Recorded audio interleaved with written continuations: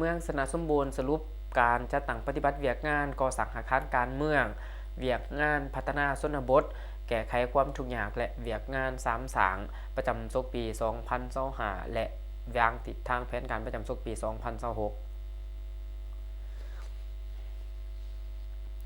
วันที่5 พฤษภาคมนี้ที่สโมสรของเมืองได้จัดกองประชุมสรุปเวียกงานก่อสร้างอาคารการเมืองพัฒนาชนบทแก้ไขความทุกข์ยากและเวียกงาน3สางประจำศกปี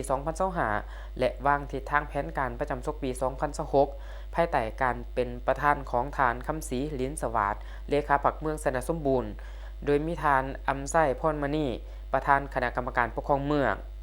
ท่านบุญยงสุนทรห้องหัวหน้าของว่าการแขวงผู้สีนำเวียกงานก่อสร้างอาคารการเมืองจากแขวงจำปาสักพร้อมด้วยบรรดาฐานหัวหน้ากรมกองของการคณะกรรมการปกครองตาแสงองค์การปกครองบ้านทั่วเมืองเขาห่วมท่านนางลักษณศิลป์พรเทพาหัวหน้าของว่าการเมืองได้ผ่านห่างบทสรุปตีราคาขึ้นผลสำเร็จในการจัดตั้งปฏิบัติเวียกงานก่อสร้างอาคารการเมืองพัฒนาชนบทแก้ไขความทุกข์ยากและเวียกงาน3สางประจำปี2025และทิศทางแผนการประจำปี2026ซึ่งยกให้เห็นจุดดีจุดอ่อนข้อสะดวกข้อยุ่งยากและทิศทางแผนการจุดสุมในการจัดตั้งปฏิบัติเวียกงานปี2026จากนั้นกองประชุมได้เปิดกว้างให้ผู้ที่เขาร่วมมีคำเห็นแลกเปลี่ยนเพื่อเฮ็ดให้ร่างบทสรุปมีในครบถ้วนสมบูรณ์โอกาสนี้ท่านคำแสนพิมพิสารหัวหน้าคณะจัดตั้งเมือง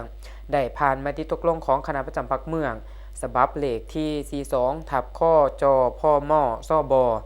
ลงวันที่30เมษายนปี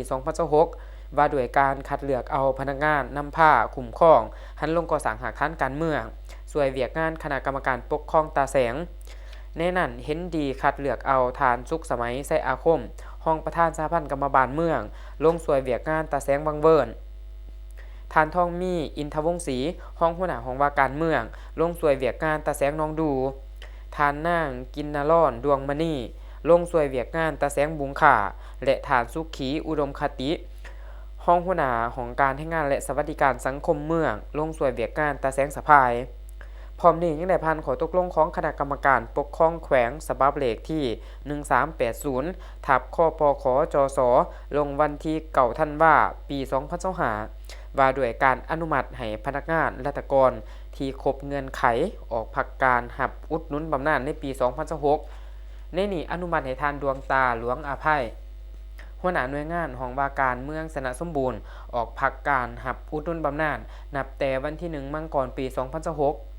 ตอนถ่ายก็ได้รับฟังการมีคำเห็นโอลมจากทานคำศรีลิ้นสวัสดิ์เลขาพรรคเมืองเพื่อเป็นเข็มทิศเยียงทางในการนำผ้าสีน้ำและจัดตั้งปฏิบัติเวียกงานก่อสร้างอาคารการเมืองพัฒนาชนบทแก้ไขความทุกข์ยากและเวียกงาน3สางอยู่เมืองสนะสมบูรณ์ในต่อหน้าเติมอีก